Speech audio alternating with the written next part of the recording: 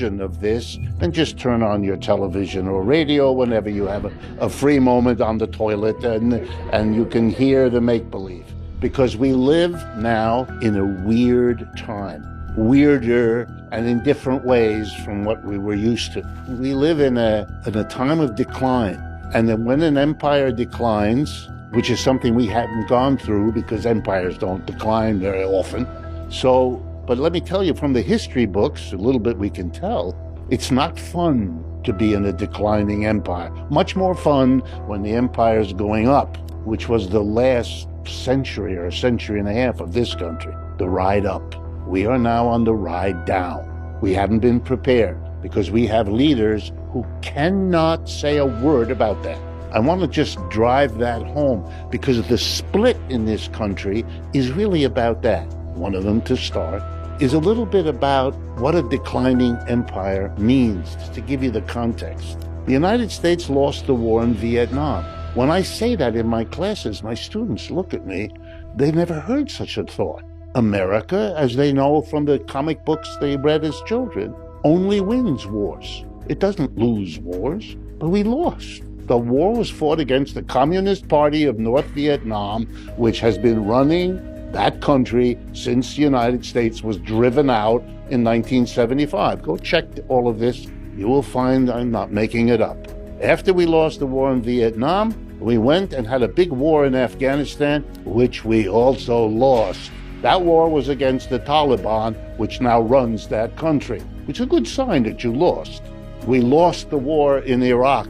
We are in the process of losing the war in Ukraine. But the split in the country is, if I were in certain audiences, I wouldn't dare say what I just said, because they couldn't hear it. They could not hear it. Let me give you a couple of more, just bits of getting what decline means. Together now, the BRICS, built around China, have as the population of the countries that are part of the BRICS, about 22 countries now altogether.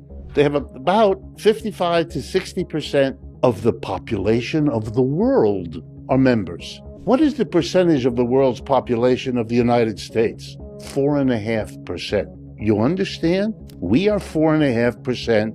They are 50 to 60%. 15 years ago, every automobile company on this planet went to work trying to develop what they understood was the next wave in that business, which was putting aside the gasoline-powered car and substituting an electric-operated car or truck. By the way, not a rational response, because it's terribly wasteful to have that vehicle, which those of you who have it notice, sits on the street or in the garage most of its life. That's kind of, let's use a fundamental word, stupid.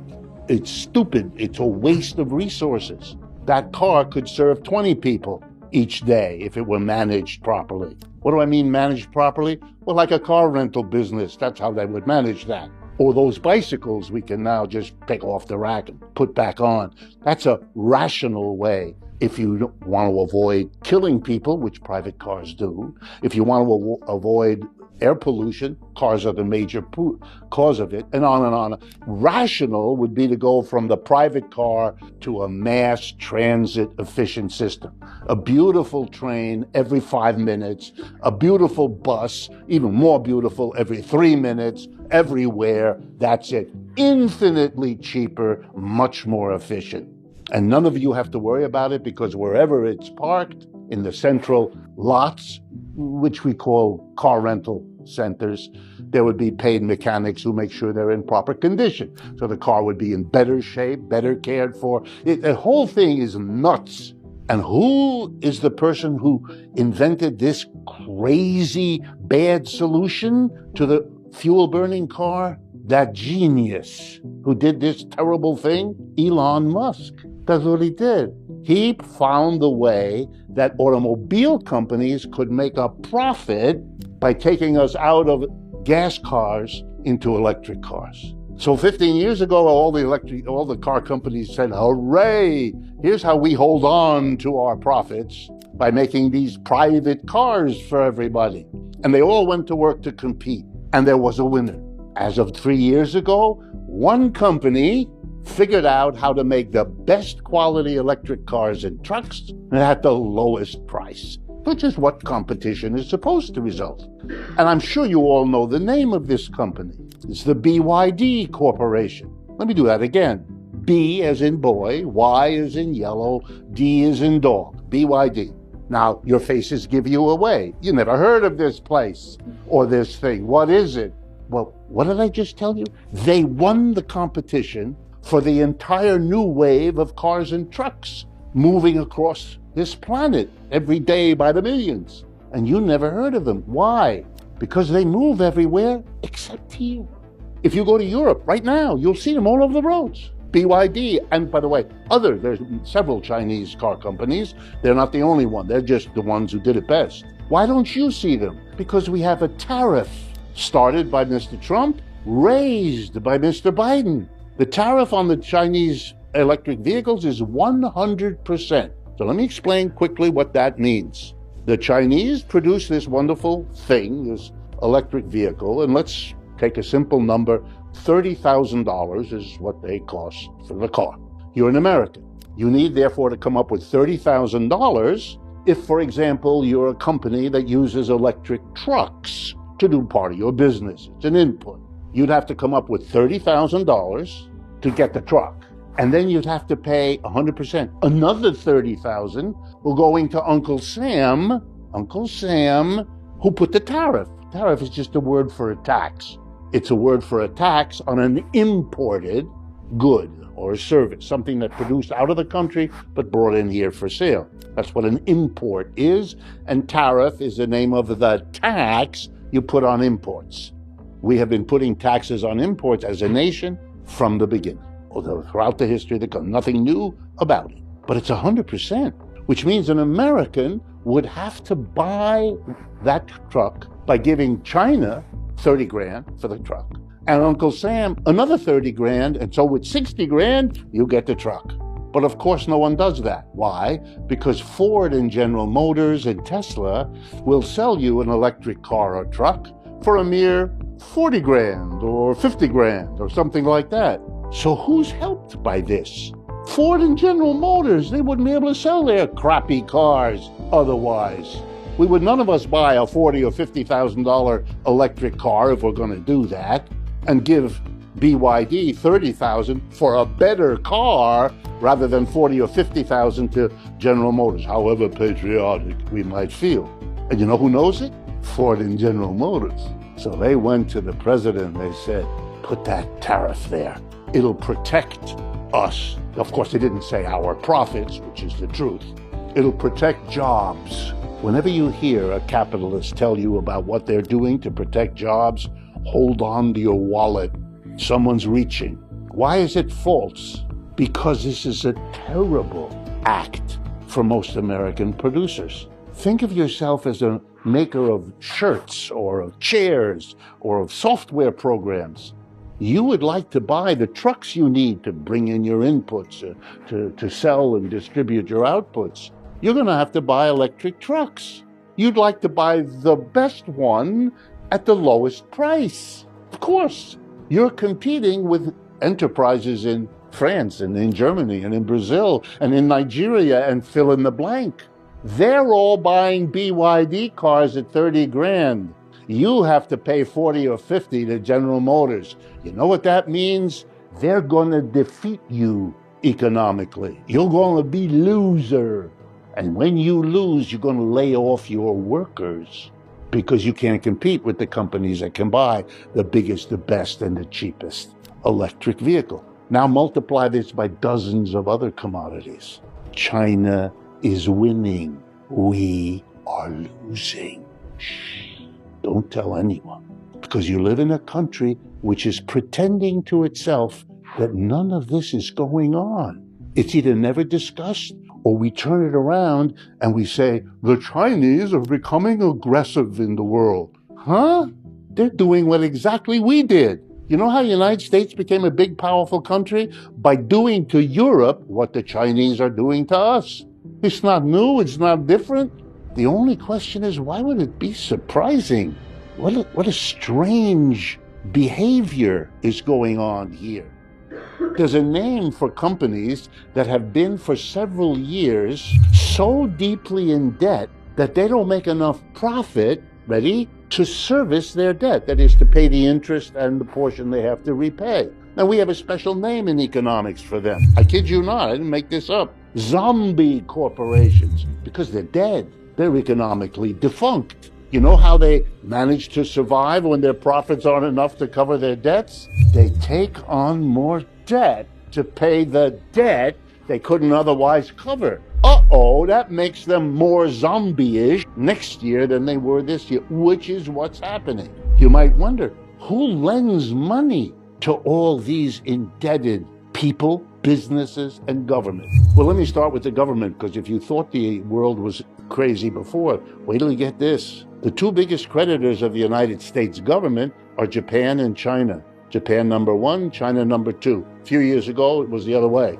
China was number one, Japan was number two. The United States is the biggest debtor country in the world by countries. The second biggest creditor of the United States as the biggest debtor is the People's Republic of China.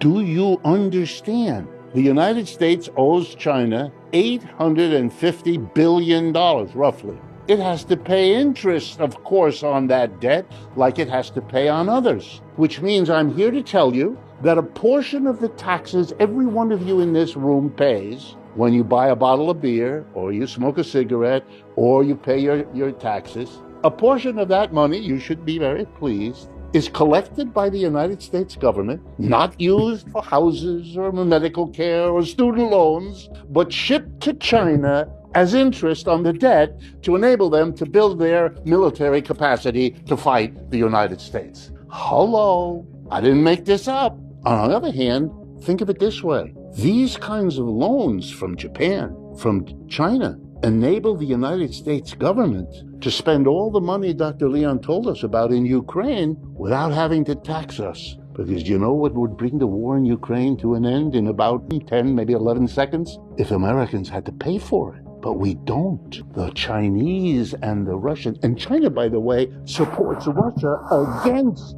Ukraine, but lends government money to the United States, which pays for the Ukrainians. Whoa. You think you ought to pay respect to a system working like this? Think. We are in a completely different world than we once were. The empire is declining. We are not strong. We are weak.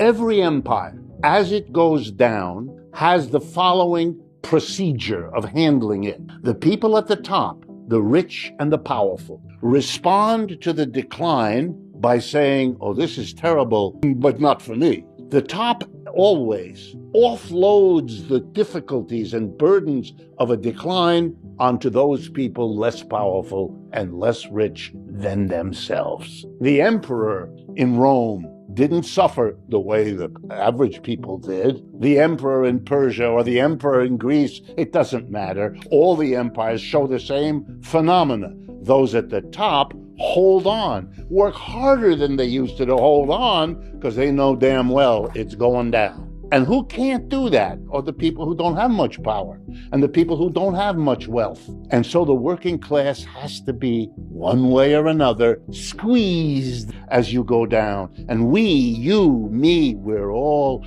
being squeezed. And in our naivete, we turn to the Republican and Democratic Party. Protect us. They can't. Oh, they'll tell you whatever you want to hear. You know that. We live in that. But they can't do anything. Because the only real thing to do would be to say honestly to the people, oh, our empire's going down, it's going to be a hard thing, and maybe we all ought to get together to try to get through this difficulty together. Oh, that would be an interesting idea. Would have a name like, I don't know, socialism. That would be rational, but we don't live rational. How do you squeeze the mass of people? A lot of ways. It's a little bit like that famous poem, you know, how do I love thee, let me count the ways. How am I going to screw the working class? Let me count the ways. So for 40 or 50 years, we make sure that unions can't function. They can't do what they were invented to do, help the workers get a better deal. Not going to get that. We're going to demonize unions. We're going to make every union look like it's, you know, that movie On the Waterfront, a bunch of crooks that are grabbing your dues every week. etc., etc. You've been living your life in that kind of an environment. It's changed the last few years as working people begin to get it. And they are. That's part of what this meeting is a sign of. Beginning. The Starbucks workers are beginning, and the Amazon workers are beginning. The labor movement is kind of coming back to life, but it's coming late in the process of squeezing the working class. Here's another way you squeeze the working class. You have this thing which you say is some kind of mystery. It's called an inflation. So, what? An inflation sounds like something you do to a balloon. What is an inflation? In economics, it just means prices are going up. But now let's be a little bit more careful. If you know anything about the inflation of the last few years, here's a little statistic. The inflation has gone up faster than average wages and salaries of people. Okay, now I'm going to do this very difficult arithmetic. If the money you have to spend, your wages and salaries, are not going up as fast as the prices, there are going to be things you can't afford anymore. You know, really special, expensive things like eggs, right? What? But will someone honestly tell you that the inflation is a way of squeezing the workers? Not. You look long and hard, you won't get it. The inflation in eggs is due to bird flu. What? And look, I'm talking to people, I'm not going to be mean, but half of you believe that. And the other half of you think it might be true. Here's what an inflation is. It's a decision made by some people to jack up the price you have to pay for the things they can control the prices of. Who sets prices in a capitalist economy? Answer, the employer. Those of you who have had jobs all your life as workers, do you ever recall being called into an office to add your opinion as to what the price should be of what you helped to produce? Never happened. The United States Census tells us 3% of Americans are employers. Welcome to the other 97%. That's you and me. The employers set the prices. We pay them. When they jack up the price, that's because they want to give us fewer of whatever it is they make for the money we have to give them. It's a way of screwing the working class. And that's how it's been used in the last few years. And all these economics professors, including many of mine and people I know, sit around debating, how are we going to control the inflation? What is it? And how does it happen? I sit there, I'm one of their students, and I want to run up there and hit them over the head with a ping pong paddle. What are you doing? What is this noise coming out of your mouth? And then their decision, which really, at this point, I hope I'm getting to you, you're getting upset. Their decision is we're going to deal with it by raising interest rates. Wow, this is wonderful. Who gets screwed when you raise an interest rate? In case you're not rich yourself, I'm going to tell you, it's not rich people. They don't give a flying whether the interest rate is 2%, 6%. They're rich. That's what it means to be rich. You don't care. But you have to care because it's going to mean that little bit of money at the end of the month that you have to pay on your credit card is going to be bigger than it was before. And everything works like that. The rich don't care. You know what that's like? It's like, I'm going to stick it to you now for a moment, congestion pricing. Oh, good. We have a problem in New York with traffic. This should come as hot news since it's only been true for a century. And we're going to finally do something. Oh, really? Yeah, what? We're going to tax everybody the same. What? The same. A rich person who will not give a damn, and the poor person for whom this adds up as an extra buck or two every time you do something, if you have to come in and out of Manhattan, etc., etc. Only an American politician who's just seen what inflation has done to people would come up with that solution. And by the way, raising interest rates, because I can see some of your interest, is that the only way to deal with an inflation? Of course not. Why did you ever think it? Answer, because that's what you were fed all the time in all the media. The last time the United States had an inflation as bad as the one a couple of years ago, right, was back in the late 70s and 80s. We had funded the war in Vietnam by printing a lot of money because otherwise the people would have revolted against it. If you'd said to everybody, we're having a war in Vietnam, it's going to cost every family a couple of $1,000 a year. Quit, end of war. So we borrowed. We printed money and we borrowed. And then we had the terrible inflation. And then a conservative Republican president, Richard Nixon, went on the television August 15th, 1971, and said, I'm going to do something about this terrible inflation. Oh, good. There was tremendous suffering in the country and a lot of pressure. And put that together with the problems with the war, he had to do something. So he declared a wage price freeze that day, 15th of August. Ought to think about why you support a market system that does what I just said. Really? That's what you want? You want to live in an economy that distributes whatever is scarce to people with the most money? You know what that means? It means that the little bit of milk will be purchased at a high price by the nice rich couple who gives it to their cat. But it will not be affordable to the poor couple who needs it for their children. That's how the market works,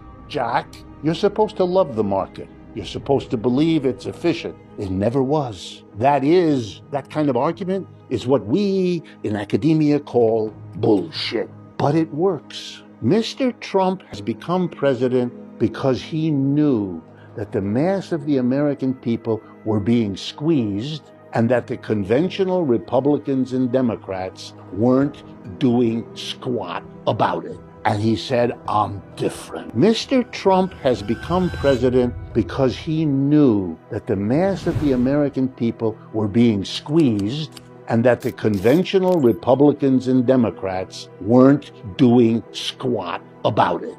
And he said, I'm different. Watch me. I'm going to call all Mexicans rapists. I'm going to be outrageous.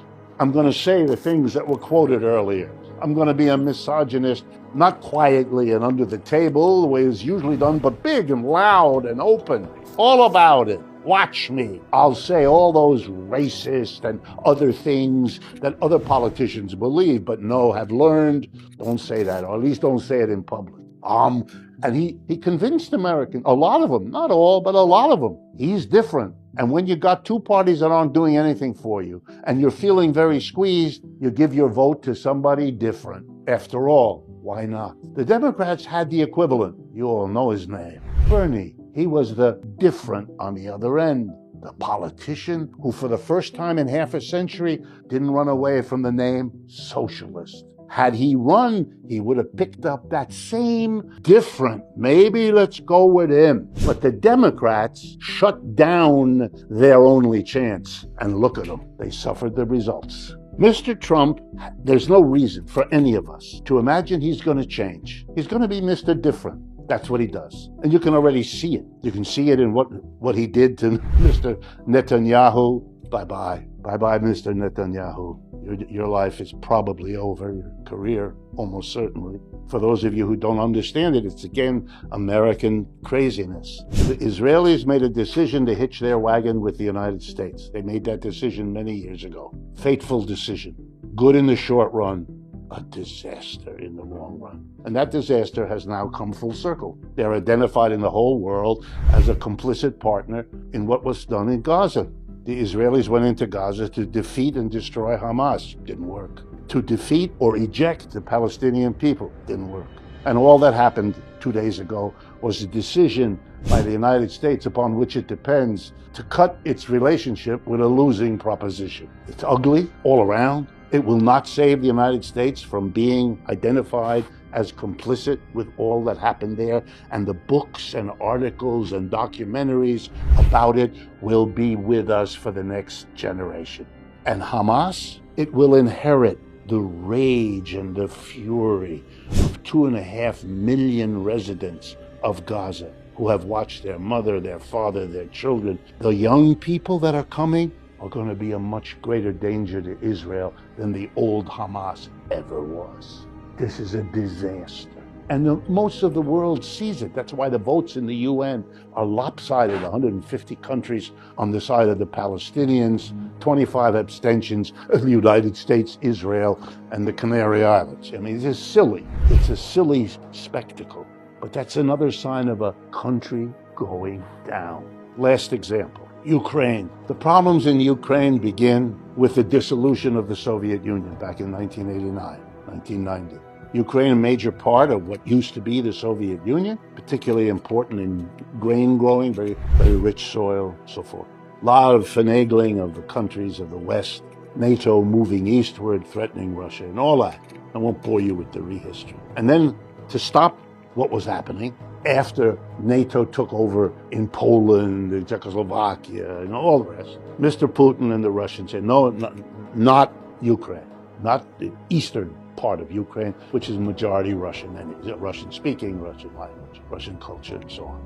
And the United States says, oh good, you invaded, that's a bad thing. We can mobilize the whole world around the bad thing of a big country invading a little country. That sounds good. That was already a mistake, because what was Afghanistan? A big country invading a little poor country. What was Vietnam? A big country invading the position of the United States as going to war around the principle of a big country shouldn't invade a little country sounds a little hollow coming from the United States, except, of course, here, where the denial is the governing spirit of the country. And the United States decides to go in and round up the usual Europeans to go with you. Okay, how do you fight the war? And this goes to something said before, and I want to conclude with. The United States is caught in the decline, discovering that the decline trumps everything else. And I don't mean to be clever by using the word trumps. The nuclear weapons of the United States are useless. The enormity of them, useless. Why? Because if you dared use them in Ukraine, the other side has them too, and will use them, and have made that quite clear. So you can't, because it's self-destructive. So that's out. Well, what do you have? Conventional warfare. But then you got another problem. The Russians are better equipped for that than you are. The Russians also have a history, in case you're not familiar with it. Napoleon thought he could defeat Russia. He couldn't. Hitler thought he could defeat Russia. He couldn't. Invading Russia has turned out to be, or fighting Russia, a really bad idea. But the United States, used to fighting such powerhouses as the poorest countries on earth, Vietnam, Afghanistan, didn't make the adjustment, so it can't fight. It realized that within months. So it came up with the great plan, the genius of Mr. Blinken or Jake Sullivan or other people who I hope whose names mean nothing to you. They sure mean nothing historically. Here's what their great strategy was: a war of sanctions. Oh, we will get the Russians. We will, I'm now quoting President Biden, reduce the ruble to rubble. Somebody with poetic genius gave him that one. The ruble will become rubble, and Russia will fall to its knees. Wonderful images right up there with Mickey and other mouses in the American consciousness. And they did. They stopped, the Europeans, if you know the story, stopped buying oil and gas from Russia, which is a major export of the Russian economy. That would cripple Russia. It was the idea. Russia is part of the BRICS. And the Russians went to the Chinese and the Indians and said, they won't buy our oil and gas. We need to sell the oil and gas. How about you buy our oil and gas? Done, said Mr. Modi. Done, said Xi Jinping. And thereby the American strategy went, along with everything else, into the toilet. Didn't work. Total failure. Russian rubles, fine. Russian economy, in case you don't know, has grown faster over the last 2 years than the American economy has, which should surprise no one. Because remember how we as a nation got out of difficult economic times known as the Great Depression? We went to war in World War II. We took half our unemployed people and put them in uniform, and we took the other half of the unemployed and gave them jobs making the uniform. And that's how we that's how we did it. Turns out war can help solve economic problems. We should have known, because that's what we did. But we couldn't imagine it. These failures of imagination, these are the signs of economic, powerful decline. So if you really want to understand where we are, it doesn't depend on anything Mr. Trump does. That's the important thing to understand. Don't get caught up in that. Mr. Biden's influence on the economic conditions of our society are marginal. Mr. Trump's in his first presidency were marginal. Most of the things he boasted about, he couldn't do. He built a wall, along the Mexican border. More Mexicans came, not fewer.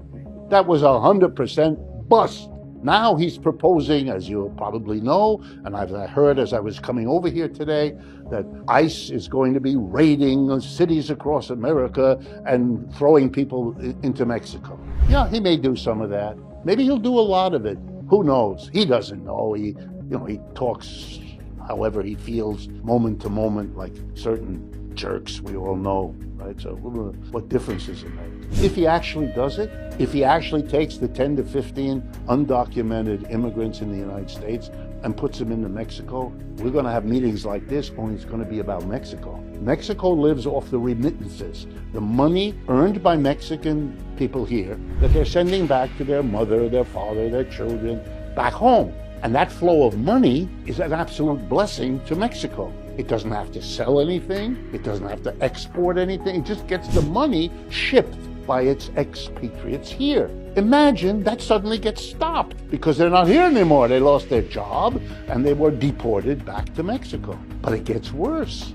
They're arriving in Mexico at a time when Mr. Trump is threatening them or hitting them with tariffs, which is killing the market Mexico had in the United States, its biggest buyer of its output, including many automobiles made by Ford and General Motors in Mexico for export here. Those goods are not going to be able to come in here without a tariff, which means we're not going to be buying them. Which means the Mexicans are going to be laying people off when the money from remittances isn't coming, and the millions are coming looking for the work that will not be there. You know what that's going to make out of Mexico? A disaster that's going to remind everyone else of the sad country of Haiti. A disaster of gangs and American